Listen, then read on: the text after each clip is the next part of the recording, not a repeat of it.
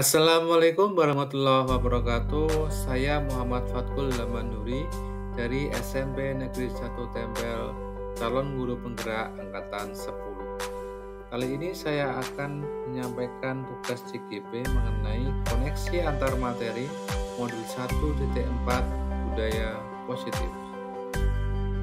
Yang pertama mengenai pemahaman modul. Modul 1.1 yaitu mengenai filosofi Ki Hajar Dewantara.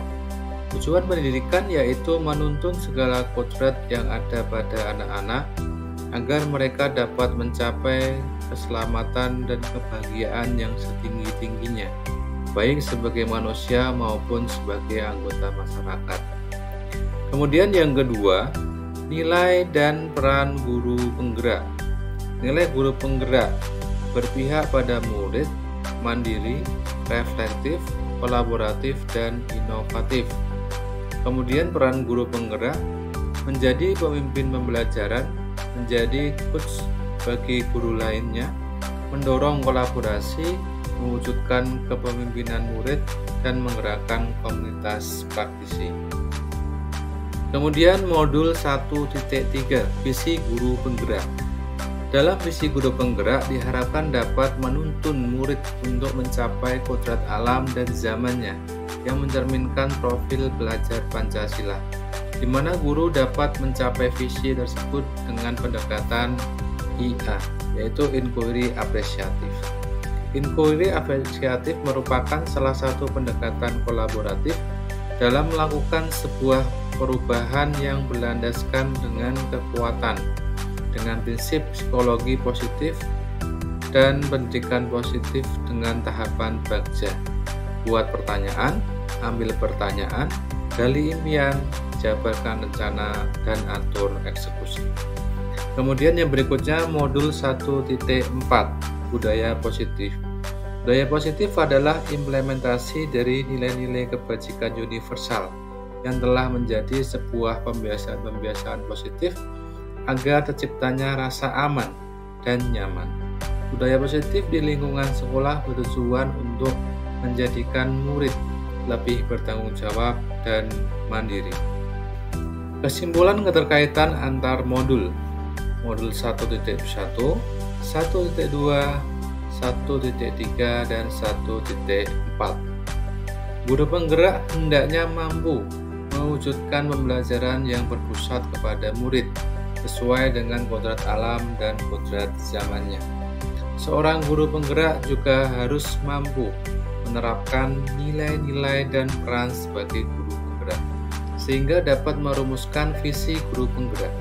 Visi seorang guru penggerak yang telah dirumuskan dapat dicapai dengan pendekatan inquiry apresiatif atau IA melalui tahapan bagja. Melalui tahapan bagja akan muncul pembiasaan-pembiasaan positif yang sesuai dengan nilai-nilai kebajikan universal yang telah disepakati. Kemudian, pembiasaan-pembiasaan itu disebut sebagai budaya positif, yaitu yang bertujuan untuk mendorong murid menjadi lebih bertanggung jawab dan mandiri. Yang berikutnya pemahaman modul 1.4. 1. Pemahaman konsep-konsep inti. 1. Disiplin positif. Bertujuan menanamkan motivasi kepada murid untuk menjadi orang yang mereka inginkan dan menghargai diri sendiri dengan nilai-nilai yang mereka percaya. 2. Teori kontrol. Teori kontrol menyatakan bahwa semua perilaku memiliki tujuan, bahkan terhadap perilaku yang tidak disukai. 3. Teori motivasi. Motivasi eksternal untuk menghindari ketidaknyamanan atau hukuman, untuk mendapatkan imbalan atau penghargaan. Motivasi internal untuk menjadi orang yang mereka inginkan dan menghargai diri sendiri dengan yang mereka pilih. 4. Kebutuhan dasar manusia. Bertahan hidup, kasih sayang, dan rasa diterima, penguasaan, kebebasan, dan kesenangan. 5. Hukuman dan penghargaan. Alfikon menyatakan penghargaan maupun hukuman adalah cara-cara mengontrol perilaku seseorang yang menghancurkan potensi untuk pembelajaran yang sesungguhnya. 6. Posisi kontrol guru, penghukum, pembuat rasa bersalah, teman, pemantau, dan manajer. 7. Keyakinan kelas. Keyakinan kelas atau sekolah disusun secara partisipatif untuk mencapai nilai-nilai kebajikan universal. 8. Segitiga restitusi. Ada 3 tahap. Yang pertama adalah menstabilkan identitas, kemudian 2. Validasi tindakan yang salah, 3. Menanyakan keyakinan. Kemudian hal-hal menarik di luar dugaan. Hal-hal yang menarik selama mempelajari modul 1.4 yaitu saya dulu beranggapan bahwa konsekuensi adalah cara terbaik dalam mendisiplinkan anak. Ternyata hal itu belum tepat. Kedua, saya beranggapan bahwa penghargaan penting dan dapat menjadi pemacu untuk menjadi lebih baik. Namun pada kenyataannya sama seperti konsekuensi, bahwa pemberian penghargaan banyak dampak yang kurang baik untuk murid itu sendiri. Kemudian 2, perubahan apa yang terjadi pada cara berpikir Anda dalam menciptakan budaya positif di kelas maupun sekolah setelah mempelajari modul ini? Jawabannya adalah yang pertama, perlunya keterlibatan langsung dengan murid atau warga sekolah untuk menciptakan budaya positif di kelas, sekolah. Kemudian bermula dari penyusunan keyakinan kelas atau sekolah secara bersama demi terwujudnya lingkungan yang nyaman, aman, dan positif. 2. Ternyata posisi kontrol yang saya lakukan selama ini masih dalam tahap pembuat rasa bersalah, teman, dan pemantau. Saya masih perlu lagi untuk mencapai posisi kontrol sebagai manajer dan lebih kuat lagi dalam posisi pemantau. 3. Pengalaman seperti apakah yang pernah Anda alami terkait penerapan konsep-konsep inti dalam modul budaya positif, baik di lingkup kelas maupun sekolah Anda? Pengalaman baru dalam mempelajari modul ini yaitu ketika menerapkan segitiga restitusi dalam menyelesaikan masalah-masalah murid terkait dengan disiplin positif. Kemudian, 4. Bagaimanakah perasaan Anda ketika mengalami hal-hal tersebut? Perasaan saya ketika melakukan tahapan segitiga restitusi yaitu saya merasa antusias dan bahagia karena saya dapat menganalisis permasalahan anak dan melihat anak menyelesaikan secara mandiri terkait permasalahan yang sedang dihadapi. 5.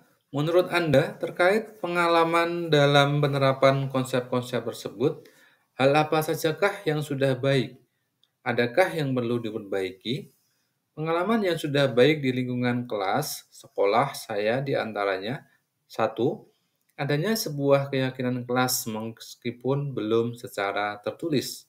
2. Nilai-nilai kebajikan universal sudah masuk pada visi atau misi sekolah. 3. Sudah ada budaya positif meskipun belum maksimal. Adapun hal yang perlu diperbaiki yaitu mengubah posisi kontrol ke tahap manajer, karena biasanya posisi kontrol masih dalam tahap pembuat rasa bersalah, teman, dan pemantau. 6. Sebelum mempelajari modul ini, ketika berinteraksi dengan murid berdasarkan 5 posisi kontrol, posisi manakah yang paling sering Anda pakai, dan bagaimana perasaan Anda saat itu? Setelah mempelajari modul ini, posisi apa yang Anda pakai dan bagaimana perasaan Anda sekarang? Apa perbedaannya? Posisi kontrol yang sering saya lakukan sebelum belajar modul ini, posisi membuat rasa bersalah, teman, dan pemantau. Perasaan yang saya rasakan saat itu yaitu merasa paling benar dengan segala tindakan yang saya lakukan, sehingga murid selalu saya anggap salah. Kemudian setelah mempelajari modul ini, saya semakin tersadar bahwa posisi yang saya lakukan akan berujung ke identitas gagal. Dari sinilah saya mencoba belajar dan mengimplementasikan posisi kontrol sebagai manajer secara konsisten untuk mencapai dari tujuan restitusi itu sendiri, yaitu menciptakan murid yang mandiri dan bertanggung jawab. Kemudian yang ketujuh, saya merasa ternyata lebih menerapkan segitiga restitusi meskipun tidak secara penuh tahapannya. Saya tidak melaksanakan tahapan menanyakan keyakinan, namun hanya menerapkan tahapan menstabilkan identitas dan validasi tindakan yang salah. Kemudian yang kedelapan, hal penting lainnya untuk mewujudkan adanya budaya positif di kelas atau sekolah yaitu perlunya komunikasi, partisipasi, dan kolaborasi. Pada dasarnya budaya positif akan terjalin ketika adanya kolaborasi, partisipasi, dan komunikasi dalam ekosistem lingkungan kelas dan sekolah. Terima kasih. Salam Ibu dan Bapak Guru hebat. Semoga bermanfaat.